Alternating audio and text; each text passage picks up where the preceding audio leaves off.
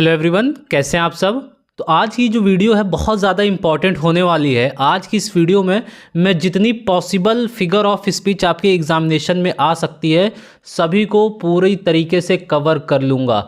ये वीडियो बनाने का मेन पर्पज़ यही था क्योंकि अभी एडुकेटी आ जाने से जो रिसेंट पैटर्न में चेंज हुआ वो सारी चीज़ें लोगों को हिला कर रख दी। और मैं देख रहा था इसमें फिगर ऑफ स्पीच भी कई बार पूछी जा रही थी, चाहे वो वन वर्ड सब्स्टिट्यूशन के फॉर्म में या फिर फिलर्स के फॉर्म में या फिर इनकरेक्ट सेंटेंस के फॉर्म में। तो ये सारी चीज़ों को लेकर आज मैंने सोचा कि इस वीडियो पे ज़रूर बात की जाए। और मैं गारंटी लेता हूँ अगर आप इस वीडियो को एक बार कंप्लीटली देख लेते हैं तो आपका कोई डाउट बचता ही नहीं है कि आप कभी भी इसमें फंसेंगे, कोई सवाल ही नहीं उठता। अब मैं बता देता हूँ इस वीडियो के बाद आपको करना क्या है। देखिए, इसमें टोटल मैं 25 फिगर ऑफ स्पीच कवर करने जा रहा हूँ। आप किसी भी एग्ज़ाम की प्रिपरेशन कर रहे हो, सीजीएल से लेकर एमटीएस तक सारी चीज़ें इसमें कवर हो जाएंगी। और ना सिर्फ मैं आपको इसमें थियरी बताऊंगा बल्कि प्रैक्टिस का भी आपका बंदोबस्त कर दिया हूं। मैं आपको बताना चाहता हूं ये जैसे लेक्चर हमारा ख़त्म होगा मैं अपने टेलीग्राम ग्रुप पर इसकी फुल पीडीएफ अपलोड करूंगा। इसके बाद आपको सारी क्विजेस अपलोड करूंगा सिर्फ और सिर्फ कहां पर, अपने टेलीग्राम ग्रुप पर। देखिए, मैं आपको ऐसे सिंपल सा क्वेश्चन नहीं दूंगा कि आप क्वेश्चन उसको देख लिए, हाँ ये ऑप्शन ठीक है, नहीं। मैं आपको प्रैक्टिस करवाऊंगा एकदम मॉक की तरह। और मैं आपको बता देना चाहता हूं अभी तक का जो मेरा टेलीग्राम ग्रुप है उस पर लगभग 13,000 से ज़्यादा मेंबर ऐड हो चुके हैं। 30K प्लस मेंबर ऐड हो चुके हैं। सबसे टॉप लेवल की क्विजेस दे रहा हूं और वहां जो मैं कंटेंट प्रोवाइड कर रहा हूं एक बार अगर आप चेक करेंगे ना, लिंक मैंने डिस्क्रिप्शन में दिया है, इरफान के कॉन्सेप्ट नाम से है। अगर एक बार आप चेक करेंगे ना आप सोच में पड़ जाएंगे कोई इतना फ्री कंटेंट कैसे दे सकता है, वो भी टॉप लेवल का। वहाँ सिंपल क्विजेस नहीं चला रहा हूँ कि आपको सिंपल सा एरर दे दिया, सिंपल से सिनोनिम्स एंटोनिम्स पूछ ले। आप एक बार विजिट करके चेक करिएगा कि क्या हाल है उसका। तो मैं अभी बात करता हूँ इंपॉर्टेंट फिगर ऑफ स्पीच पर। देखिए, इस फिगर ऑफ स्पीच एक ऐसी चीज़ है ना कि एग्ज़ाम में आपको 2 से 3 नंबर फ्री का दिला कर जाएगी। बस आपको कुछ रटना ही नहीं है, सिर्फ आराम से समझना है। तो पूरा समझा कर मैं आपको बताऊंगा विद हिंदी टू इंग्लिश, सारी चीज़ें मैं आपको यहाँ पर लाया हूँ। तो चलिए अपनी इंपॉर्टेंट फिगर ऑफ स्पीच को स्टार्ट करते हैं। सबसे पहला फिगर ऑफ स्पीच मैंने यहाँ पर लिया है मेटाफर। ये कई बार सीजीएल, सीपीओ, सीएचएसएल हर एग्ज़ाम में आ चुका है भाइयों। मेटाफर को हिंदी में याद रखिएगा कहते हैं रूपक अलंकार, ठीक है ना। इसकी डेफिनेशन देखिएगा, डेफिनेशन आपको रटना नहीं है, मैं सिर्फ बता रहा हूँ, अभी सब आपको बताऊंगा कैसे लर्न करना है। इसमें a direct comparison between two unlike things without using like as, ठीक है ना। जब दो असमान वस्तुओं की सीधी तुलना की जाती है बिना लाइक या एज का प्रयोग किए तब वहाँ पर क्या होता है, मेटाफर होता है, ठीक है, मेटाफर होता है। अब इसकी एग्जांपल समझिएगा, मैं एग्जांपल बताता हूँ और बिल्कुल पैनिक मत करिएगा, अभी सारी चीज़ें मैं समझा रहा हूँ आपको, ठीक है ना। बस मुझे ये चीज़ें कंप्लीट कर लेने दीजिए। Time is a thief, time is a thief. Next example दिया हुआ, her voice is music to my ears. अब यहां पर time is a thief, time को डायरेक्टली ही थीफ से कंपेयर कर दे रहा है। मतलब टाइम को यहां पर एक तरीके से चीज़ों को चुराने वाला बताया गया। जैसे हमारी जवानी चुरा ले रहा है टाइम, हमारे सुनहरे गोल्डन आवर्स चुरा ले रहा है, गोल्डन यादें चुरा ले रहा है। तो टाइम को डायरेक्ट थीफ से कंपेयर कर दिया गया यहाँ पर। जैसे हम लोग कभी कंपेयर कर देते हैं ना कि he is looking like Salman Khan, she is looking like Katrina, तो वहाँ लाइक आ रहा है, यहाँ लाइक नहीं आ रहा है, यहाँ डायरेक्ट कंपेरिजन कर दे रहा है। जैसे कह दिया जाए Shakespeare, Kalidas is the Shakespeare, अब डायरेक्ट यहाँ कालिदास को ही शेक्सपियर बता दिया गया। तो इसमें आपको याद रखना है जो मेटाफर आएगा ना, ये जो मेटाफर आएगा इसमें आपको लाइक और एज जैसे वर्ड देखने को नहीं मिलेगा, ठीक है ना। अब इसके बाद जो मैं आपको फिगर ऑफ स्पीच बताऊंगा उससे आपका 2 फिगर ऑफ स्पीच तुरंत तैयार हो जाएगा। चलिए हम नेक्स्ट देखते हैं। इसमें डायरेक्ट तुलना की जाएगी दोस्तों, ठीक है ना। नेक्स्ट देखते हैं सिमली।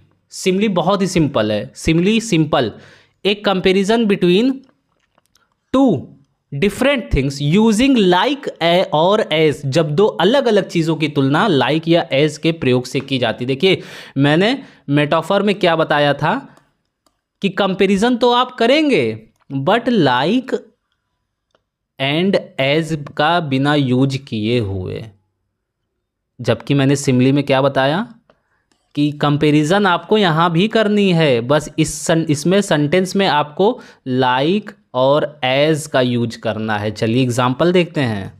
एग्जाम्पल देखिए, he is as brave as lion. अब देखिए he is as brave as lion, इसको ध्यान दीजिएगा। As her smile shines like the sun, like. अब मैं कह दूं her smile shine the sun, यहाँ लाइक अगर हटा दूं तो मेटाफर हो जाएगा, यहाँ एज हटा दूं तो ये मेटाफर हो जाएगा। बट वहीं एज और लाइक का जहाँ पर भी यूज हो रहा वहाँ आप क्या करेंगे, सिमिली लगाएंगे। आई होप आपको ये चीज़ें क्लियर हुई होगी। ये कह रहा है कि वो लॉयन जैसा ब्रेव है, बहादुर है, उसकी जो स्माइल है वो सूर्य जैसी चमक रही है। तो यहाँ कंपैरिजन किया जा रहा है, यहाँ भी दो अनलाइक थिंग्स ही हैं, दो अलग अलग चीज़ें हैं, बस यहाँ पर तुलना कर दी जा रही कि एज और लाइक लगा कर कि उसकी तरह दिखता है, जबकि मेटाफर में ये चीज़ नहीं था। इसमें तुलना डायरेक्ट कर दी जा रही कि समय ही थीफ है, उसकी voice, her voice is music to my ears, उसकी आवाज़ मेरे कानों के लिए एकदम संगीत की तरह है। तो इसमें एज लाइक का वर्ड आपको नहीं मिला। तो आपको मेटाफर और सिमिली में अगर डिफरेंस करना हो तो यही समझिएगा, दो चीज़ों का कंपैरिजन होगा, कंपैरिजन बिटवीन टू थिंग्स।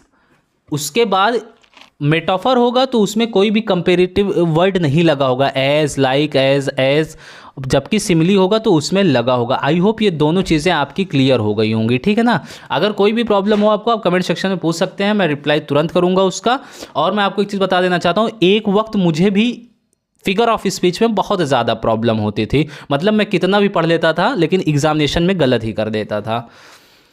अब नेक्स्ट फिगर ऑफ स्पीच हमारी 3rd नंबर की एलिट्रेशन, जिसे कहते हैं आप अनुप्रास अलंकार, ठीक है ना। डेफिनेशन क्या है इसकी, repetition of the same consonant sound, repetition of the same consonant sound at the beginning of closely connected words, जब पास के ही शब्दों में एक ही व्यंजन ध्वनि की पुनरावृत्ति होती है, तब वहां पर क्या होता है, एलिट्रेशन होता है। अब एलिट्रेशन याद कैसे रखेंगे, मैं आपको बता रहा हूँ सिंपल सा। पहली चीज़ तो डेफिनेशन के थ्रू मैं बता रहा हूँ आपको कि इसमें वर्ड का रिपीटेशन होगा।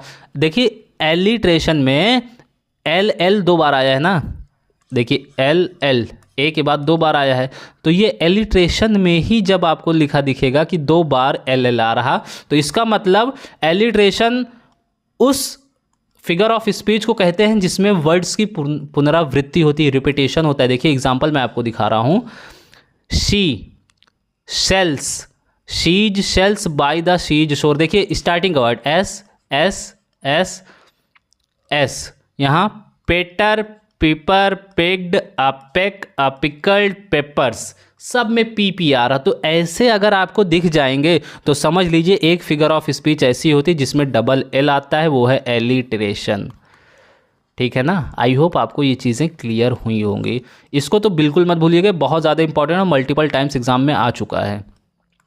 अब पर्सोनिफिकेशन, अब इसको कैसे याद करेंगे, मानवीकरण अलंकार। इसकी डेफिनेशन, सबसे पहले डेफिनेशन देखते हैं, फिर मैं आपको ट्रिक भी बताऊंगा। जिस चीज़ की पॉसिबल ट्रिक होगी, जो एकदम प्रैक्टिकली आप लर्न कर सकते हैं, वही बताऊंगा। ऐसे कोई फेक ट्रिक नहीं बता दूंगा कि आज आपको याद हो जाए फिर आप भूल जाए। गिविंग ह्यूमन क्वालिटीज़ और emotion to non human things. देखिए मैं इसको इसलिए बता रहा हूँ, ये डेफिनेशन मैं इसलिए बता रहा हूँ कि डायरेक्ट डेफिनेशन आपसे एग्जामिनेशन में पूछी जाती है। तो पर्सोनिफिकेशन, मानवीकरण अलंकार की डेफिनेशन यहाँ पर क्या हो जाएगी, गिविंग ह्यूमन क्वालिटीज़ और emotions to non human things या नॉन लिविंग थिंग्स। जब निर्जीव वस्तुओं को मानव गुण या भावनाएं दे दी जाती तो वहीं पर पर्सोनिफिकेशन मीन्स मानवीकरण अलंकार हो जाता है। एग्जाम्पल समझिए, फिर मैं आपको बताता हूँ इसको लर्न कैसे करना है। जैसे इसमें कह रहा है कि the wind whispered through the trees, the star danced in the night sky. सोचिए स्टार, तारे रात में आसमान में डांस करते हैं, डांसिंग करते हैं, नाचते हैं, तो ऐसा बिल्कुल नहीं है। वो यहाँ पर नाचता कौन है, डांस कौन करता है, लिविंग थिंग्स ना, इंसान करते हैं, लिविंग थिंग्स करते हैं। बट यहाँ पर स्टार्स को जो है एकदम लिविंग थिंग्स की संज्ञा दे दी गई कि the star danced in the night sky. अब इसको लर्न कैसे करना है, और यहाँ पर किसको दिया जा रहा है, the wind whispered through the trees. जो हवाएं हैं, जो सुनहरी हवाएं बह रही हैं, वो पेड़ों के थ्रू फुसफुसा रही हैं, विस्पर्ड कर रही हैं। तो फुसफुसाना या कुछ कहना वो मानवीकरण हो गया ना, इंसान करते हैं। तो यहाँ इंसानों की संज्ञा किससे दे दी गई, हवाओं से। अब चलिए मैं आपको बताता हूँ इसको लर्न कैसे करना है। देखिए इसमें पर्सोनिफिकेशन में पर्सन आ रहा है ना, पर्सोनिफिकेशन में पर्सन आ रहा है, इसको इतना बाइफरकेट कर दीजिए। और यहाँ फिक्शन, फिकेशन को आप फिक्शन समझिए, फिक्शन समझिए। तो किसी भी फिक्शन को जब पर्सन का रूप दिया जाता है, किसी भी फिक्शन को जब पर्सन का रूप दिया जाता है तो वही पर्सोनिफिकेशन हो जाता है। मतलब जब किसी भी निर्जीव वस्तुओं को ह्यूमन क्वालिटीज़ या लिविंग थिंग्स की संज्ञा दे दी जाती है तो वही पर्सोनिफिकेशन हो जाता है। आई होप आपको क्लियर हुआ होगा, ठीक है ना। अब चलिए नेक्स्ट समझते हैं। देखिए मैं टू द पॉइंट एकदम बता रहा हूँ, फिर से बताना चाहता हूँ। इन सारे फिगर ऑफ स्पीच की आपको क्विजेज हमारे टेलीग्राम ग्रुप पर अवेलेबल हो जाएगी। अगर आप किसी भी चीज़ की प्रिपरेशन कर रहे हैं तो वो ग्रुप आपके लिए बहुत ही हेल्पफुल साबित होगा। और पता नहीं अब तक कितने एस्पिरेंट्स ने उसका बहुत सारा रिव्यू दिया है कि कितने ज़्यादा उनको बेनिफिट है, क्योंकि ना सिर्फ मैं वहाँ क्वेश्चन अपलोड कर रहा हूँ बल्कि सारी तरह की चीज़ों का एक्सप्लेनेशन भी प्रोवाइड कर रहा हूँ। डेली वोकैब बूस्टर सीरीज़ भी चला रहा हूँ, नाइट बूस्टर सीरीज़, अब मल्टीपल चीज़ें वहाँ पर चल रही है। अब नेक्स्ट हमारा 5th नंबर का एंटीथेसिस, विरोधाभास अलंकार है। पहले डेफिनेशन समझेंगे फिर इसको याद करेंगे। डेफिनेशन है two opposite ideas placed together to create a contrasting effect. Two opposite ideas मतलब दो ऐसी आइडिया एक ही सेंटेंस में प्लेस की जाएंगी जो आपस में विरोध करती हों। गुड और बैड, फायर एंड वाटर, ऐसी चीज़ें आपको देखने को मिलेंगी। चलिए अब समझते हैं इसको एग्जाम्पल के थ्रू। Speech is silver but silence is golden, many are called but few are chosen. देखिए यहां कॉन्ट्रास्टिंग थिंग क्या दिख रही है, सिल्वर, गोल्डन, मैनी, फ्यू। बहुत सारे लोग बुलाए गए लेकिन उनमें से कुछ लोगों को ही चुना गया। एक स्पीच इज सिल्वर, यहाँ स्पीच को सिल्वर की एक तरीके से संज्ञा दे दी गई, बट वहीं चुप रहने को यहाँ पर गोल्डन बता दिया गया। तो ये आपस में क्या है, विरोधाभास हैं। अभी इसमें एक और ऐसी ही फिगर ऑफ स्पीच है जो बिल्कुल इसी से मिलती जुलती, तब मैं आपको बताऊंगा इसको याद कैसे करता है। देखिए पहले इसको लर्न करने का तरीका समझिए। यहाँ लिखा हुआ है एंटी, एंटी ना, एंटी मतलब होता क्या है, आप किसी भी चीज़ के आगे एंटी लगा देते हैं। जैसे वो एंटी नेशनल एलिमेंट है, वो राष्ट्र विरोधी तत्व है। एंटी, एंटी लगाने से विरोधी हो गया ना। तो यहाँ एंटी जब कहीं भी आपको दिखे या कोई दो अपोजिट चीज़ दिखे तो वहाँ समझ लिए एंटी ही आना है, ठीक है। आई होप आपको ये चीज़ क्लियर हुई होगी। तो मैं सिर्फ थ्योरी पर ध्यान नहीं दे रहा हूँ, मैं आपको ओवरऑल लर्न कराने पर भी जोर दे रहा हूँ। नेक्स्ट है 6 नंबर का हाइपरबोली, अतिशयोक्ति अलंकार इसे कहते हैं। क्या कहते हैं, अतिशयोक्ति अलंकार। इसकी डेफिनेशन क्या है, exaggeration of ideas for emphasize और इफेक्ट। एग्जैजरेशन, एग्जैजरेशन मीन्स होता है किसी चीज़ को बढ़ा चढ़ा कर कहना, किसी भी बात को बढ़ा चढ़ा कर प्रस्तुत करना, चाहे जो हो। अब इसको हिंदी में जब किसी बात को जोर देने के लिए बढ़ा चढ़ा कर कहा जाता है, मतलब बना बना कर कहा जाता है। कह दिया गया भैंस उड़ती है, नहीं उड़ती, मछली चलती है, नहीं चलती, वो तैरती है, मतलब ऐसी चीज़ें। आई हैव, देखिए यहाँ पर एग्जाम्पल बहुत गजब का लिया गया है। I have told you a million times, मतलब मैंने अगर 2-4 बार भी तुमसे कहा तो अब मैं गुस्से में आकर क्या कहूँगा कि मैंने तुम्हें लाखों बार ये चीज़ बताई है। I have told you million times. Her bag weight is a ton, her bag weighs a ton. उसका बैग जो है कुंटलों में है, उसके बैग का वेट जो है कुंटलों में है। क्या ये पॉसिबल है यार? आप अपनी पीठ पर जो बैग लेते हैं या जो कैरी बैग रहता है उसका वजन कभी टन में हो ही नहीं सकता। तो ये चीज़ें जो है बढ़ा चढ़ा कर कही जा रही हैं। अब कह दिया गया the moon is coming tonight my home.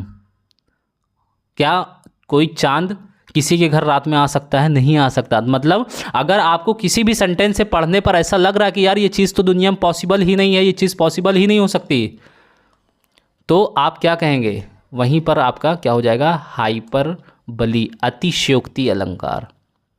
अब इसको लर्न कैसे करेंगे, इसमें सारी लर्निंग ट्रिक देखिए, आप अच्छे से वर्ड को समझ कर पढ़िए, आपको कभी कोई प्रॉब्लम नहीं होगी दोस्तों। आप जैसे एग्जाम में देखेंगे, हाइपर मतलब क्या होता है, आप कहते हैं ना हाइपर टेंशन, हाइपर टेंशन मतलब बहुत अधिक टेंशन ले लिया, हाइपरबली वैसे हो गया। और हाइपर मतलब ज़्यादा हाइपर मत कर यार, सब टेंशन ठीक हो जाएगा, परेशान मत हो, ऐसे आप दोस्तों से बात करते हैं ना, तो हाइपरबली वही हो गया, आप ज़्यादा मतलब जहाँ पर कोई चीज़ें आपको ज़्यादा लगने लगे तो वहाँ पर आप समझ लीजिएगा हाइपरबली ही है। हाइपरबली मीन्स हाइपरबोली, हाइपरबली को ऐसे समझिए, हाइपरबोली यहाँ से बाइफरकेट कर देंगे आप, तो हाइपर बली, ये दो अलग चीज़ें हो गई। तो जो हाइपर बोलता है, जो बढ़ा चढ़ा कर बोलता है, मेरे साथ आप लर्न करते चलिए, मुंह से बोलते चलिए और कॉपी पेन लेकर बैठिएगा, ये सारी चीज़ें लिख लीजिए। हाइपरबली मतलब हाइपर बोलना, हाइपरबली हाइपर बोलना, हाइपर बोलना होगा तब वो हाइपरबली हो जाएगा। तो कोई चीज़ें जब बढ़ा चढ़ा कर कही जाएंगी तो वही हाइपरबली हो जाएगा। आई होप आपको ये चीज़ें क्लियर होगी। अब हमारा 7वें नंबर का है ओनोमोटोपोइया। इसको बहुत सारे लोग प्रोनाउंसिएट नहीं कर पाते, तो मैं आपको बताना चाहता हूँ, आप आराम से देखिए, प्रोनाउंसिएशन उससे कोई मतलब नहीं, बस आपको लर्न करना है, एग्जाम में आपका क्वेश्चन सही होना चाहिए, उसमें पीएचडी करने का कोई मतलब नहीं है। ओनोमोटोपोइया, ओनोमोटोपोइया, ओनोमोटोपोइया, इसकी स्पेलिंग भी लर्न रखिएगा दोस्तों, इनकरेक्ट स्पेल्ड वर्ड में एसएससी ने कई बार इसको पूछा है। डेफिनेशन है इसकी, use of words that imitate natural sounds. Natural sounds, जब शब्दों द्वारा ध्वनि की नकल की जाती है। एग्जाम्पल के फॉर्म में मैं आपको समझाने की कोशिश करूंगा। The bees burst in the garden, the thunder rumbled in the distance. मैं आपको क्लियरली बताऊं, ओनोमोटोपोइया का मतलब यही है, खास करके इसमें जब एनिमल्स या फिर नॉन लिविंग थिंग्स, एनिमल्स या नॉन लिविंग थिंग्स या कोई भी ऐसी चीज़ जिसकी आवाज़ें होती है, जब उनके बारे में डिस्कशन होगा, उनकी आवाज़ों के बारे में डिस्कशन होगा, तो आप आंख बंद करके वहाँ ओनोमोटोपोइया लगा दीजिएगा। देखिए, थंडर, रम्बाल्ड गड़गड़ाहट, गर्जना, बीज, बीज क्या करती है, इन द गार्डन बजिंग करती है, ऐसे करती चलती है ना, आवाज़ आपने सुना होगा घर में भी, जब बहुत बड़ा हाड़ा वाड़ा आ जाता है घर में, तो उसकी आवाज़ बताई जा रही है, बीस की, बस्ट की। वैसे डंकी की आवाज़ होती है, हॉर्स की नी होती है, और हाथी चिंघाड़ता है। तो ये सारी चीज़ें जब इंक्लूड की जाएंगी ना, तब वहाँ पर आप क्या करेंगे, ओनोमोटोपोइया, इसकी स्पेलिंग याद रखिएगा। अब इसको लर्न कैसे करेंगे, इसकी भी ट्रिक समझ लीजिए। आप अक्सर जब किसी को चिढ़ाना होता है, मैं ट्रिक बता रहा हूँ, इसको अन्यथा मत लीजिएगा, जब किसी को मॉक करना रहता है, कहते हैं आप पोई पोई पोई पोई, तो ओनोमोटोपोइया, तो आप आवाज़ अलग तरीके से निकालते हैं ना, मैं तो पोई पोई, मैं तो पोई पोई। तो जब आवाज़ ऐसी प्रोनाउंसिएशन जहाँ निकले, जहाँ आपको आवाज़ चेंज करनी पड़े, तो वहाँ समझ लीजिएगा दोस्तों क्या है, ओनोमोटोपोइया है। ये जहाँ ध्वनि से रिलेटेड अलंकार है। तो कहीं भी ये, इसमें एक ऐसा ये अलंकार है कि एकदम सारे अलंकारों से एकदम जुदा है। इसको आँख बंद करके भी आप बता सकते हैं कि अगर मक्खी के आवाज़ की बात हो रही, डंकी के आवाज़ की बात हो रही, मंकी के आवाज़ की बात हो रही, हॉर्स के आवाज़ की बात हो रही है, और डक के आवाज़ की बात हो रही, तो ये सारी चीज़ें ओनोमोटोपोइया के अंतर्गत ही आएंगी। अब ऑक्सीमोरॉन आ गया, विरोधाभास, combination of two opposite words for effect, जब दो विपरीत अर्थ वाले शब्द साथ रखे जाते हैं, विरोधाभास अलंकार इसे कहते हैं, ऑक्सीमोरन। अब इसको एग्जाम्पल से हम इसको समझेंगे। Sweet sorrow, defining silence. अब देखिए इसका मतलब क्या हुआ, विरोधाभास है। क्या किसी की उदासी बहुत ही स्वीट हो सकती है, उदासी तो बहुत ही, समझ लीजिए जब उसको बहुत पेन होता है तब वो उदास होता है ना, तो स्वीट और सरो का यहाँ कोई मिलान ही नहीं है। डिफिनिंग साइलेंस, चुपचाप, डिफिनिंग साइलेंस। तो ये दोनों चीज़ें जो है आपस में कंट्राडिक्टरी शो कर रही हैं, स्वीट सरो आपस में कंट्राडिक्टरी शो कर रही है, और इसका कोई अर्थ नहीं निकल रहा है। अभी ऑक्सीमोरॉन की तरह ही एक चीज़ और आपको मैं बताऊंगा आगे कि इसको आप कैसे लर्न करेंगे। अब देखिए ऑक्सीमोरॉन, विरोधाभास। देखिए ऑक्स होता है,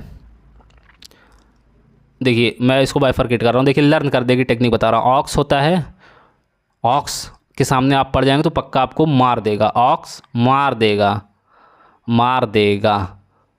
तो आप और ऑक्स दोनों एक दूसरे के अपोजिट ही तो हुए। ऑक्स आपको क्यों मारा? अगर आपका दोस्त होता तो ना मारता, बट आप एक दूसरे के अपोजिट हैं इसीलिए तो आपको वो हिट कर दिया। तो यहाँ एग्जाम्पल आपको क्लियर हो गया होगा और आपको ये चीज़ लर्न भी हो गया होगा। मैं भी आपको रिमाइंड कराऊंगा सारी चीज़ें कि कैसे क्या मैंने बताया था और आपको याद हुआ कि नहीं। आयरनी, आयरनी बहुत सिंपल है, इसमें कुछ नहीं करना। Expression of meaning using word that signify the opposite usually for human और क्रिटिसिज्म। इसमें एक ऐसे जब शब्दों का अर्थ अनेक उनके वास्तविक अर्थ के विपरीत होता है तो प्रायः व्यंग्य के लिए। अब चलिए इसको समझते हैं एग्जाम्पल के थ्रू। आयरनी क्या है? The fire station burn down. Fire station burn down एक फ्रेज है। The teacher failed the test. सोचिए, फायर स्टेशन जो पूरे शहर की, पूरे ज़िले की, हर जगह की आग बुझाता है, बर्न डाउन मतलब वही जल कर राख हो गया। बर्न डाउन मतलब जल कर राख हो जाना। इसको नोट कर लिएगा, इंपॉर्टेंट है। एग्जाम में आपसे डायरेक्ट ही पूछा जा सकता है what is the meaning of burn down. Option आपको 4 दे देगा, उसमें से जो टू डिस्ट्रॉय कंप्लीटली भी कह सकते हैं, टू बर्न आउट कंप्लीटली भी कह सकते हैं। अब टीचर फेल्ड द टेस्ट, यहाँ टीचर, सोचिए टीचर जो बच्चों को पास कराता है, अच्छे से एजुकेशन देता है, उनके 360 डिग्री वेलफेयर के लिए काम करता है, वो टीचर खुद ही टेस्ट नहीं पास कर पाए। तो दोनों एक दूसरे में आयरनी है ना, आयरनी की बात कर रहा। और देखिए ऑक्सीमोरन, आप इसमें थोड़ा सा कंफ्यूज होते होंगे कि वो भी अपोजिट की बात करता होगा, ए भी अपोजिट की बात कर रहा। तो आयरनी यही समझिएगा, जब आयरनी आप सुनेंगे ना तो थोड़ा आपको हंसी आएगी। अच्छा, मतलब फायर स्टेशन खुद ही जल कर राख हो गया। अच्छा, टीचर खुद ही टेस्ट नहीं पास कर पाया तो हम लोग को क्या पढ़ाएगा? ऐसे हंस कर आप बात करेंगे तो वहाँ पर आयरनी ही हो गया। आई होप ये चीज़ आपको क्लियर हुई होगी।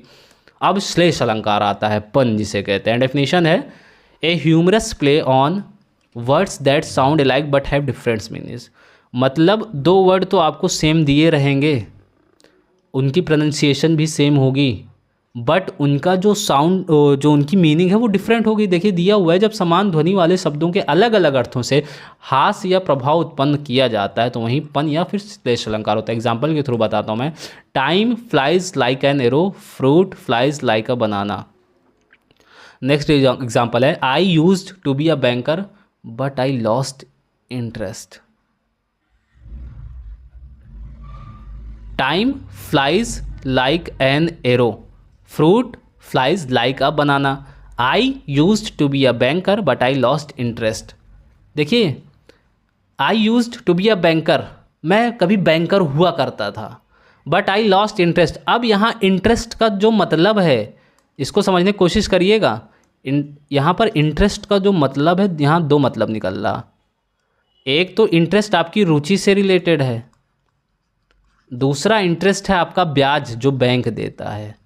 अब वो पता नहीं किस इंटरेस्ट की बात कर रहा, इसी एक वर्ड की यहाँ डबल मीनिंग निकल रही है। वैसे ही time flies like an arrow, fruit flies like a banana. यहाँ फ्लाइज 2 बार दिया हुआ है बट इसकी दोनों की मीनिंग डिफरेंट डिफरेंट यहाँ शो कर रही है।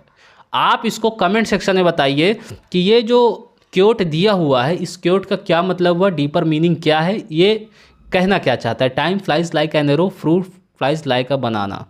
ठीक है, आई होप आपको ये चीज़ें भी क्लियर हुई होंगी। नेक्स्ट है हमारा एपॉस्ट्रॉफी, जिसे हम कहते हैं संवाद अलंकार। एपॉस्ट्रॉफी ये बहुत ज़्यादा इसका मतलब नहीं है, बट मैं आपको बता देता हूँ। Directly addressing an absent person on और एब्स्ट्रैक्ट आइडिया, जब किसी अनुपस्थित व्यक्ति मूर्त अमूर्त वस्तु को सीधे संबोधित किया जाता है। ठीक है, इसको पहचानने का सिंपल सा तरीका है, अगर आपको कहीं भी O death where is thy sitting, O freedom let your voice be heard, मतलब किसी ऐसी चीज़ से आप कुछ पूछ रहे हैं जो कभी जवाब ही नहीं दे सकती, जो एलिव ही नहीं है। जैसे यहाँ पर एक सिंबल आपको हमेशा देखने को मिलेगा एपॉस्ट्रॉफी में, एलॉस का, मार्क ऑफ एक्सक्लामेशन का। तो ये सारे जो सिंबल हैं अगर आपको देखने को मिल गए तो वहाँ पर आंख बंद करके आप क्या लगाएंगे, एपॉस्ट्रॉफी को क्या कहते हैं, संवाद अलंकार। मतलब एपॉस्ट्रॉफी किसी चीज़ को आप संबोधित कर रहे हैं, और संबोधित किसी व्यक्ति को नहीं कर रहे हैं, किसी ऐसी एब्स्ट्रैक्ट थिंग को कर रहे हैं जो सिर्फ माइंड में इमेजिन की जा सकती है। डेथ को इमेजिन किया जा सकता है, क्या डेथ को आपने देखा है? फ्रीडम को इमेजिन किया जा सकता है, क्या फ्रीडम को आपने देखा है? नहीं देखा भाई। तो ये सारी चीज़ें इमेजिन की जा सकती हैं। नेक्स्ट है यूफेमिज्म। ये तो यार पता नहीं कितनी बार पूछा गया है, वन वर्ड सब्स्टिट्यूशन के फॉर्म में, फिलर्स के फॉर्म में, बहुत ज़्यादा इंपॉर्टेंट है ये डेफिनेशन। इसको अच्छे से समझिएगा, वन वर्ड सब्स्टिट्यूशन में पूछा जाता है, ए पोलाइट और mild expression used instead of a harsh one. जब किसी कठोर बात को शालीन या सभ्य तरीके से कहा जाता है तब वहाँ पर यूफेमिज्म होता है। एग्जाम्पल से समझिएगा, he passed away instead of he died. यहाँ पर क्या लिखा गया? He passed away. जैसे मैं कहूँ, अब जैसे आप कहेंगे वह मर गया, यार ये थोड़ा अजीब सा लग रहा ना कि किसी के सामने मर गया। मर गया क्या है? वो गुजर गया आप कहते हैं। ही पास्ड अवे, देखिए जो पास्ट यूज़ किया गया थोड़ा पोलाइट वर्ड है, मतलब इससे ये नहीं पता चल रहा है कि हाँ आप किस चीज़ के बारे में सही से बात करना चाह रहे हैं, ओपनली नहीं कह पा रहे हैं आप। बहुत सी चीज़ें ऐसी होती है, प्राइवेट बातें होती हैं जिसको आप कोड वर्ड में कहते हैं, क्योंकि आपको थोड़ा लगता है कि यार ये हार्श हो जाएगा, ये सही नहीं है, ये सामाजिक रूप से सही नहीं है। तो ही डाइड की जगह आप क्या लिख दिए? ही पास्ड अवे। अब जैसे मैं कह दूँ कि वो यार अभी बेरोजगार है, तो ये नहीं सही लगेगा। मैं इसी की जगह ये कह सकता हूँ सी इज़ बिटवीन जॉब्स। अभी वो जॉब्स ढूंढ रहा है, जॉब सर्च कर रहा है, अभी इधर उधर वो चीज़ें ट्राई कर रहा है। अब मैं डायरेक्ट कह दूँ यार वो बेरोजगार है, तो ये सही नहीं है दोस्तों। देखिए नेक्स्ट फिगर ऑफ स्पीच हमारा मेटोनिम, जिसे हम लक्षणा अलंकार कहते हैं। ये भी बहुत ज़्यादा इंपॉर्टेंट है आपके एग्जाम के पॉइंट ऑफ व्यू से, इसको अच्छे से समझिएगा, ठीक है ना। सबसे पहली चीज़ इसकी डिफिनेशन देखते हैं, substituting one word for another closely related word. जब किसी वस्तु का उल्लेख उसके निकट संबंधित शब्द से किया जाता है। अब एग्जाम्पल के फॉर्म में इसको समझेंगे तब आपको बेटर अंडरस्टैंडिंग होगी। देखिए कह रहा है कि the pen is mightier than the sword. The pen is mightier than the sword. Hollywood is making a new movie.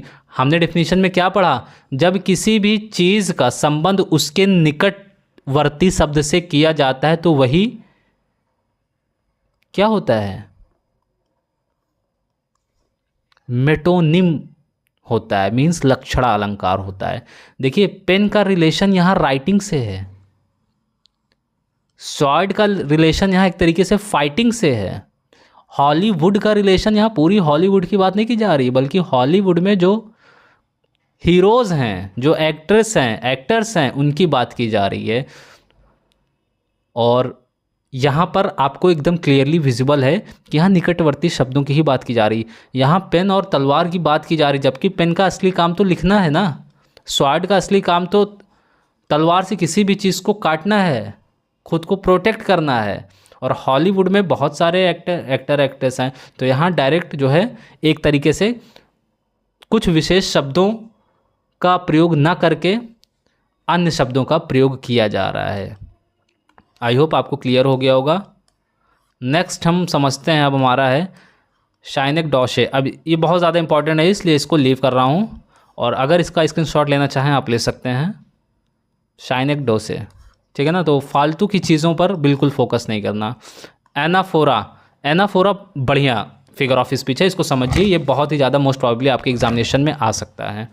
देखिए एनाफोरा मीन्स होता है अनुप्रारंभ अलंकार। डेफिनेशन इसकी, रेपिटेशन ऑफ अ वर्ड और phrase at the beginning of successive class. मतलब कोई एक sentence दिया गया है या कई मल्टीपल सेंटेंस दिए गए हैं और उसके स्टार्टिंग सिर्फ सेम वर्ड से बार बार हो रही। I don't want, I don't see. तो इसका देखिए आई तो वही कह रहा एनाफोरा। अब देखिए इसका एग्जाम्पल समझाता हूँ मैं आपको ज़्यादा बेटर समझने। देखिए every day, every night, every morning. देखिए every I miss you, I came, I saw, I conquered.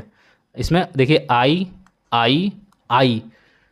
एक ही चीज़ को एक ही सेंटेंस में कई बार रिपीटिशन हो गया और वो चीज़ उस सेंटेंस के स्टार्टिंग क्लास में आया है, या जितने भी क्लास दिए गए सबके स्टार्टिंग में यूज़ हो रहा, तो हम वहाँ क्या कहेंगे?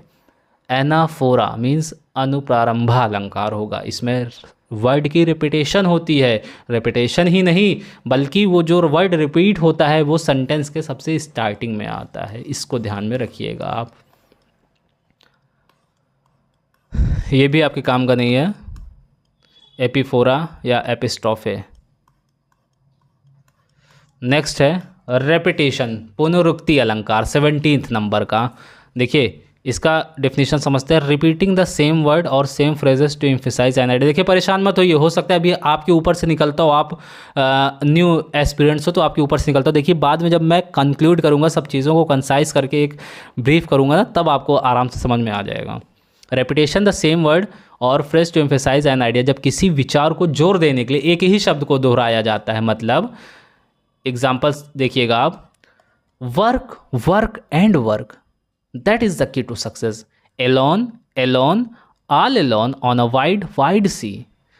काम करो काम करो काम करो, यही आपकी सफलता की कुंजी है। यहाँ यही कह रहा ना, वर्क वर्क वर्क, एक ही बात को कई बार जोर दिया जा रहा है, एक ही शब्द पर कई बार जोर दिया जा रहा है, तो वहाँ पर आप क्या कहेंगे? कौन सा अलंकार हो जाएगा आपका? पुनरुक्ति अलंकार, रेपिटेशन। किसी भी आइडिया का, किसी भी फ्रेज का, किसी भी वर्ड का जब एक से अधिक बार यूज किया जाए और आपको ये फील हो कि इसी पर जोर दिया जा रहा, तो वहाँ रेपिटेशन फिगर ऑफ स्पीच कैसी हो जाएगी? रेपिटेशन फिगर ऑफ स्पीच, जिसे हम पुनरुक्ति अलंकार कहते हैं। ठीक है ना। नेक्स्ट है हमारा क्लाइमैक्स। ये बहुत ज़्यादा इंपॉर्टेंट नहीं है ये भी, हाँ, वन वर्ड सब्स्टिट्यूशन में आपसे पूछा जा सकता है। ठीक है ना। क्लाइमैक्स मीन्स अरेंजिंग वर्ड्स और आइडियाज़ इन इंक्रीजिंग ऑर्डर और इम्पॉर्टेंस, जब विचारों के बढ़ते महत्व के क्रम में रखा जाता है। जैसे आई केम, आई सा, आई कॉन्कर्ड। मैं आया, मैं देखा और मैं जीत गया। ही lost his family, his house and finally his hope. बढ़ते क्रम में ना, पहले उसके लिए सबसे इंपॉर्टेंट फैमिली थी, अब फैमिली के बाद वो जिस घर में रहता है वो था, अब उसके बाद उसकी होप थी, उसकी उम्मीदें थी, उसकी आशा थी। तो ये जो क्लाइमैक्स है, क्लाइमैक्स सीन आपने मूवी में देखा होगा कि जब एकदम चरम बिंदु जो आ जाता है, एकदम टर्निंग पॉइंट जो आ जाता है, क्लाइमैक्स क्या है उसका? जब विचारों को वही बढ़ते हुए क्रम में आप रखकर बता दें कि पहले ऐसा होता है फिर ये पॉइंट आता है, तब वही क्लाइमैक्स मीन्स क्या होता है? इसको हिंदी में क्या कहेंगे आप? क्रमोन्नति अलंकार। हिंदी में बहुत ज़्यादा लर्न मत करिएगा, मैं तो कहूँगा, क्योंकि इंग्लिश में आपको ये बहुत काम देगा। अब है इसमें एंटी क्लाइमैक्स। ये चलो इसको बता देता हूँ आपको, बहुत ज़्यादा इंपॉर्टेंट नहीं है, फिर भी सिंपल है ये भी। देखिए वो क्लाइमैक्स था, ये एंटी क्लाइमैक्स है। A sudden drop from an important idea to a trivial one. उसमें जो है हम एक इंपॉर्टेंट आइडिया की तरफ जा रहे थे, बट इसमें इंपॉर्टेंट आइडिया से हम बहुत ही ट्रिवियल मीन्स तुच्छ, मतलब जो इम्पॉर्टेंट ही ना हो, जिसका महत्व ही ना हो, उसकी तरफ हम आ गए। जैसे he lost his family, his job and his pain. देखिए फैमिली के बाद वो डायरेक्ट किसकी बात कर दिया यहाँ पर? जॉब की बात किया, उसके बाद पेन की बात कर दिया। बताइए फैमिली और पेन का कोई कंपैरिजन है यार? आप एक बार फैमिली की बात करें, फिर पेन की बात कर दिए कि मैंने अपनी फैमिली को खोया, फिर अपनी जॉब खोया, फिर अपनी पेन खो दिया। इंसान जॉब तक बताता तो रुक सकता था ना, जॉब तक बता गया, पेन खो दिया, कल को बोलेंगे कि पेन की कैप खो गई। वैसे देखिए भी, the war, the famine, and the broken chair, मतलब एक बार युद्ध, एक बार अकाल और ये टूटी हुई कुर्सी। बताइए इसका कोई रिलेशन है? तो ये एंटी क्लाइमैक्स हो गया दोस्तों। आई होप क्लियर हो गया होगा। नेक्स्ट 20 नंबर का है, ये भी बहुत इंपॉर्टेंट है, रेटोरिकल क्वेश्चन, प्रश्नोक्ति अलंकार, प्रश्न अलंकार इसे कहते हैं आप। ठीक है ना। इसकी डेफिनेशन समझेंगे better. A question asked for effect not for an actual answer. एक ऐसा अलंकार जिसमें जब हम कोई प्रश्न पूछते हैं तो उसके आंसर की उम्मीद ना करके सिर्फ उसके प्रभाव की उम्मीद करते हैं। मतलब हमको आंसर मिले या ना मिले, बस हम वो क्वेश्चन इसलिए पूछें कि उससे एक तरीके से प्रभाव पड़े। एक question asked for effect not for an actual answer. हम एक्चुअल आंसर पाने के लिए क्वेश्चन पूछा नहीं गया, तो रिटोरिकल हो जाएगा ये। जब किसी प्रश्न का उत्तर अपेक्षित नहीं होता बल्कि प्रभाव डालने के लिए पूछा जाता है। एग्जाम्पल के फॉर्म में मैं समझाता हूँ। Why doesn't love freedom, is this the justice we deserve. अब इसमें किसी से कुछ पूछा नहीं जा रहा है, किसी से कुछ पूछा नहीं जा रहा, जस्टिस की बात की जा रही जो हम डिज़र्व करते हैं, यहाँ फ्रीडम की बात की जा रही जो हम, कौन फ्रीडम नहीं पसंद करता यहाँ कहा जा रहा। तो इसमें कोई हम रिप्लाई नहीं मांग रहे आपसे कि आप रिप्लाई करिए, बस हम एक अपनी एक्सप्रेशन एक्सप्रेस कर रहे हैं, अपने थॉट एक्सप्रेस कर रहे हैं क्वेश्चन के फॉर्म में। नेक्स्ट है लिटोट्स, अल्पोक्ति अलंकार। Affirming something bye denying it's opposite, जब किसी बात को उसके विपरीत को नकार कर कहा जाता है। ये बहुत ही इंटरेस्टिंग अलंकार है, इसको देखिएगा कि बनाने वाले ने कितना गजब बनाया है इसको। लिटोट्स, अल्पोक्ति अलंकार, अफर्मिंग समथिंग। अब देखिए जब किसी बात को उसके विपरीत नकार कर कहा जाता है, देखिए एग्जाम्पल के थ्रू मैं आपको समझा रहा हूँ। ही is not a bad singer, the task is not impossible. अच्छा देखिए मैं आप यहाँ क्या कह सकता था आपसे, मैं यहाँ पर लिख सकता था he is a good singer, लेकिन मैं यहाँ ये डायरेक्ट बात ना बोलकर यहाँ पर इनडायरेक्टली बोल रहा हूँ, नकार कर कह रहा हूँ। मतलब हम हर चीज़ में निगेटिव में ले जा रहा हूँ, सेंटेंस को पूरा मैं निगेटिव में लिख रहा हूँ। अगर ऐसा सेंटेंस आपको दिख जाए जिसका निगेटिव से पॉजिटिव आप आराम से बना सके तो समझ लीजिए वहाँ पर कौन सा अलंकार दिया हुआ है, लिटोट्स, अल्पोक्ति अलंकार। नेक्स्ट एग्जाम्पल देखिए क्या दिया हुआ है, the task is not impossible, मतलब द टास्क इज पॉसिबल, तो उसी को घुमा कर कह दिया गया ना, तो the task is not possible, तो ये आपका हो जाएगा। आई होप आपको ये चीज़ें क्लियर हुई होंगी। नेक्स्ट है टॉटोलॉजी, पुनरोक्ति दोष। देखिए इसका भी ले लीजिए आप स्क्रीनशॉट, मैं फालतू इस पर एक्सप्लेन नहीं करूँगा क्योंकि बहुत ज़्यादा इंपॉर्टेंट ये भी नहीं है। अब आता है पैराडॉक्स, विरोधाभास। ए statement that seems contradictory but reveals a deeper truth. एक ऐसा स्टेटमेंट आपको दिया जाएगा जो आपको स्टार्टिंग में तो विरोधाभास लगेगा, कॉन्ट्राडिक्टरी लगेगा, बट उसमें एक डीपर ट्रुथ छुपा होगा जब उसको आप एनालाइज करेंगे। देखिए क्या रहा है, जब कोई कथन विरोधाभासी लगता है लेकिन गहरा सत्य बताता है तो वहाँ पर क्या होगा, पैराडॉक्स। अभी मैं इसको अच्छे से और एक्सप्लेन करूँगा आपको।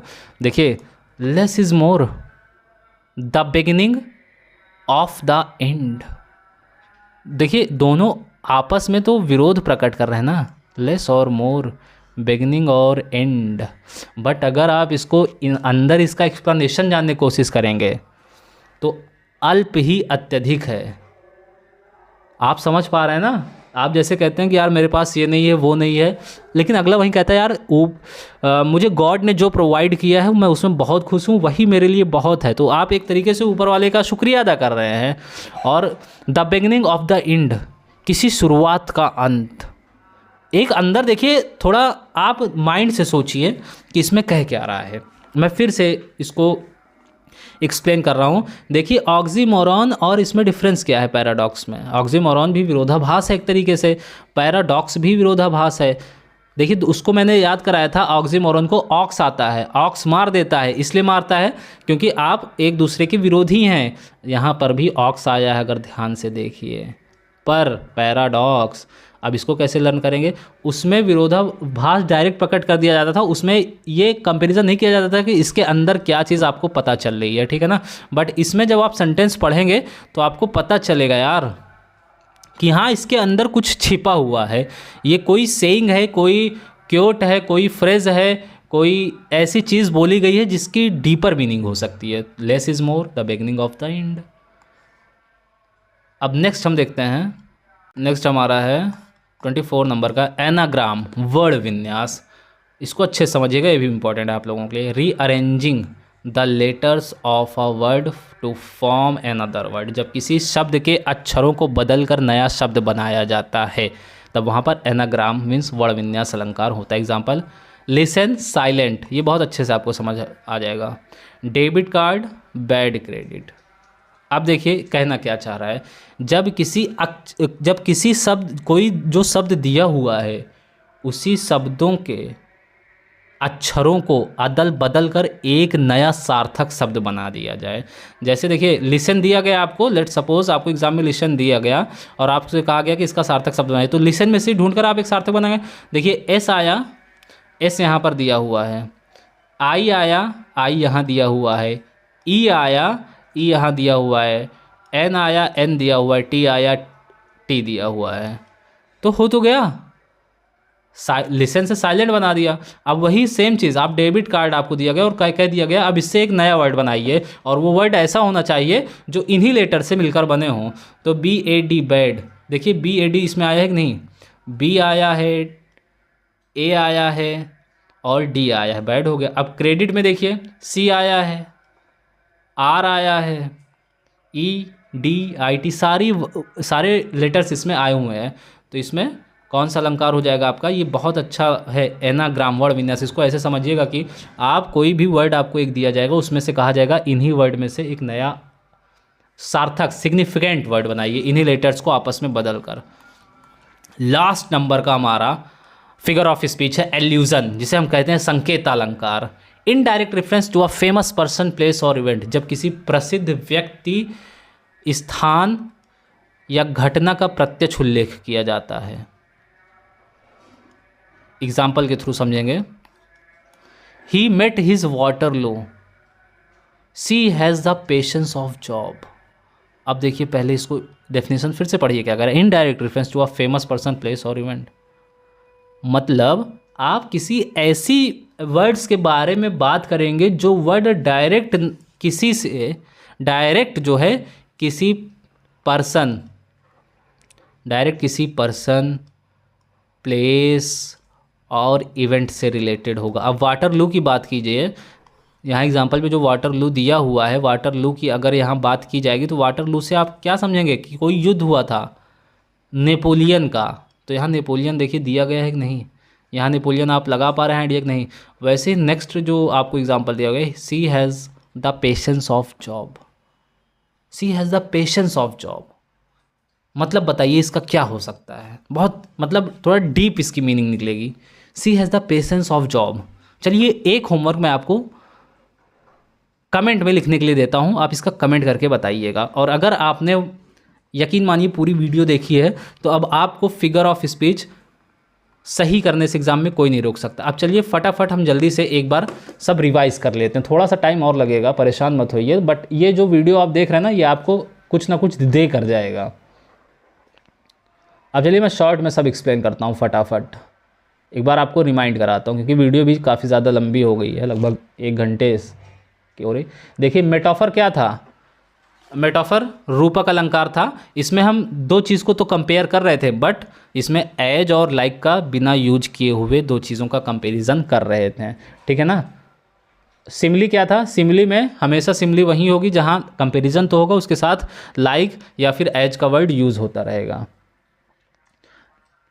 एलिट्रेशन हमने बताया था अनुप्रास अलंकार होता है। इसमें जो है एक सेंटेंस दिया गया रहेगा, लेकिन सेंटेंस की जो स्टार्टिंग होगी वो सेम लेटर से होगी, सेम वर्ड से हो सकती है। तो यहाँ पर क्या होगा आपका एलिट्रेशन होगा, सेम वर्ड से सारी चीज़ स्टार्टिंग होगी। She S S S S, she शोर, पेटर पीपर, पिक डपेक ऑफ पिकल्ड पेपर्स, ठीक है ना। पर्सोनिफिकेशन मैंने बताया था कि किसी फिक्शन का पर्सनलाइजेशन करो, मानवीकरण अलंकार जिसे कहते हैं, मतलब कोई भी ह्यूमन क्वालिटीज़ आप दे रहे हैं किसी भी निर्जीव चीज़ को। आई होप क्लियर हो गया होगा, ठीक ना। एंटीथेसिस क्या बताया था मैंने, एंटी मतलब विरोध, विरोधालंकार। Two opposite ideas placed together to create a contrasting effect. अब इसका एग्जाम्पल से समझ लीजिए एक बार। Speech is silver but silence is golden, many are called but few are chosen. Speech का साइलेंस, सिल्वर का गोल्डन, यहाँ पर विरोधाभास हो रहा है, ठीक है ना। नेक्स्ट है हाइपरबली, कोई बात को बढ़ा चढ़ा कर कहेंगे, जिस पर आपको आसानी से यकीन ना हो समझ लीजिए वहाँ पर हाइपरबली। देखिए I have told a millions of time, her bag weighs a ton. Onomatopoeia मैंने बताया था पोई पोई, आवाज़ से जहाँ पर रिलेशन हो वहाँ पर ओनोमोटोपैया सीधा सीधा हो जाएगा, जहाँ पर किसी जानवर की बात, किसी नॉन लिविंग थिंग की आवाज़ की बात। ऑक्सीमोरन विरोधाभास, कॉम्बिनेशन ऑफ 2 अपोजिट वर्ड और इफेक्ट। एक ऑक्सीमोरन बताया था, एक पैराडॉक्स उधर बताया था मैं, अभी और आगे मैं बताता हूँ आपको। जैसे स्वीट सरो डिफाइनिंग साइलेंस। आयरनी क्या है, आयरनी 2 अपोजिट बात तो रहेगी लेकिन इसमें बहुत मजाकिया तरीके से रहेगी। देखिए the fire station burn down, मतलब एक तरीके से मॉक हो रहा ना कि फायर स्टेशन खुद में ही जलकर राख हो गया। टीचर जो दूसरों को पढ़ाता है वो खुद टेस्ट नहीं पास कर पाया। पन है श्लेष अलंकार। पन में क्या होता है, a humorous play on words that sound like alike but have different meaning, मतलब एक वर्ड की ही यहाँ डिफरेंट मीनिंग आपकी निकलेगी। Time flies like an arrow, fruit flies like a banana, यहाँ फ्लाइज की 2 डिफरेंट मीनिंग निकल रही है। I use to be a banker but I lost interest, यहाँ इंटरेस्ट की डबल मीनिंग निकल रही है। इस इंटरेस्ट का एक इंटरेस्ट खो देना होता है, एक बैंक का इंटरेस्ट होता है, ब्याज जिसे कहते हैं आप। एपॉस्ट्रॉफी बहुत सिंपल है, यहाँ पर किसी एब्स्ट्रैक्ट थिंग को वो नरेट किया जाएगा या संबोधित किया जाएगा, जैसे ओ डेथ, ओ फ्रीडम, यहाँ ओ से ज़्यादा चीज़ें स्टार्ट होती है तो इसको याद रखिएगा ओ, या मार्क ऑफ एक्सक्लेमेशन ये वाला आप याद रखिएगा, अगर कहीं भी दिखे तो एपॉस्ट्रॉफी वहाँ पर हो जाएगा, ठीक है ना। आई होप क्लियर हुआ होगा। नेक्स्ट है यूफेमिज्म, शिष्टोक्ति अलंकार। शिष्टोक्ति अलंकार, यहाँ पर जब किसी कठोर बात को बहुत शालीन तरीके से ही पास जावे, मतलब एकदम शालीनता के साथ प्रकट करें जिससे अगले को बुरा ना लगे ना। ही पास जावे मतलब ही डाइट की जहाँ आप ही पास जावे कह सकते हैं, वो अनएम्प्लॉयड है, वो बेरोजगार की जहाँ कह सकते हैं कि वो भी जॉब सर्च कर रहा है। मेटोनिम है, ये भी बताया था कि जब किसी भी वर्ड को उसके क्लोज चीज़ से रिलेट करके बताया जाए, जैसे पेन का संबंध यहाँ राइटिंग से है, स्वॉर्ड का संबंध यहाँ लड़ाई से है, हॉलीवुड का संबंध उसके एक्ट्रेस और एक्टर से है। नेक्स्ट है, ये तो इम्पॉर्टेंट नहीं है, मैंने बताया था। एनाफोरा है, एनाफोरा वही है कि जब लगातार कई वाक्य दिए हों और उन वाक्य की स्टार्टिंग सिर्फ एक ही वर्ड से होती है, जैसे एवरी एवरी एवरी, आई, ठीक है, इसको जाने दीजिए। रेपिटेशन, हाँ, जब एक ही चीज़ का कई बार रेपिटेशन, जोर, दबाव और उसी पर बार बार बात करने की कोशिश की जाए, जैसे work work and work, alone alone, all alone, on a wide wide sea. Climax आपको बता दिया, जब किसी भी चीज़ को असेंडिंग ऑर्डर में लगाया जाए, घटते से बढ़ते क्रम में, आई came, I saw, I conquered. वहीं एंटी क्लाइमेक्स मैंने बताया था। अब यहाँ पर अपोजिट, मतलब कोई बात की जाएगी उससे एकदम तुच्छ बात कर दी जाएगी, फैमिली की बात की गई, जॉब की बात की गई, फिर पेन की बात कर दी गई, कोई तरीका है ये। रियोट्रिकल प्रश्न अलंकार होता है ये, मतलब जब कोई क्वेश्चन ऐसा पूछा जाए जिससे आंसर की एक्सपेक्टेशन ना की जाए, बस आपका एक्सप्रेशन अच्छे से एक्सप्रेस हो जाए। Who does not love freedom, बताइए स्वतंत्रता कौन नहीं, स्वतंत्रता से कौन नहीं प्यार करता। लिटॉट्स अल्पोक्ति अलंकार, जब किसी बात को घुमा कर कहा जाए, जैसे हम कहना चाहते हैं he is a good singer, he is a good singer, तो मैंने कह दिया इसी बात को, सेम चीज़ को, he is not a bad singer, negative way में, इसको जाने दीजिए। पैराडॉक्स है, विरोधाभास है, statement that seems contradictory but reveals a deeper truth. Paradox मैंने यही बताया था, ऑक्सीमोरन में और पैराडॉक्स में क्या डिफरेंस है कि इसमें जो है आपको डीपर मीनिंग छुपी हुई होगी, जबकि ऑक्सीमोरन में ऐसा नहीं होगा। जब इसको सेंटेंस को आप पढ़ेंगे ना तो आपको इसकी कुछ अलग मॉरल निकल के आएगी, जैसे less is more, the beginning of the end. Anagram word विन्यास है ये। लिसन, जब एक ही जब कोई वर्ड आपको दिया जाए उस वर्ड में से डिफरेंट सिग्निफिकेंट वर्ड बनाने कहा जाए उसके लेटर से, तो वहाँ पर एनाग्राम होता है। नेक्स्ट है एल्यूजन। एल्यूजन, जब किसी प्रसिद्ध व्यक्ति स्थान या घटना का प्रत्यक्ष उल्लेख किया जाता है। ही मेट हिज वाटरलू, मतलब हम वाटरलू की बात करके समझ लीजिए एल्यूजन क्रिएट कर रहे हैं, आपको फिर वाटरलू से पता लगाना पड़ेगा कि वाटरलू क्यों प्रसिद्ध है, ठीक है, ये मैंने होमवर्क ही दिया था। आई होप इतनी सारी चीज़ें आपको क्लियर हुई होंगी। अब बस मैं एक ही चीज़ कहूँगा कि अब आप जो है टेलीग्राम पर जाइएगा और तुरंत ज्वाइन करिएगा। वहाँ पर देखिए, पहले नंबर तो वहाँ पर डेली वोकैब मैं प्रोवाइड कर रहा हूँ, डेली वोकैब, ठीक है। दूसरी टॉप लेवल क्विजेस प्रोवाइड कर रहा हूँ, ठीक है, विद डिटेल एक्सप्लेनेशन। थर्ड, इसकी पीडीएफ मिल जाएगी आपको, प्लस इसका भी मैं जो जितने फिगर ऑफ स्पीच कराए उस सबकी क्विजेस आपको प्रोवाइड कराऊंगा, और वहाँ पर जीके जीएस के भी क्वेश्चन प्रोवाइड करने की कोशिश कर रहा हूँ। तो इतनी सारी चीज़ें फ्री ऑफ कॉस्ट दी जा रही, एक बार चेकआउट ज़रूर करिएगा। और जो भी प्रॉब्लम, दिक्कत या कोई और लेक्चर्स आप देखना चाहें तो कमेंट करके आप मुझे बता सकते हैं। मिलता हूँ आपके साथ नेक्स्ट वीडियो में। Thanks for watching. आप इस वीडियो को 2-3 बार में भी देख सकते हैं और नोट्स ज़रूर बना लीजिएगा। आई होप आपको सारी चीज़ें क्लियर हुई होंगी।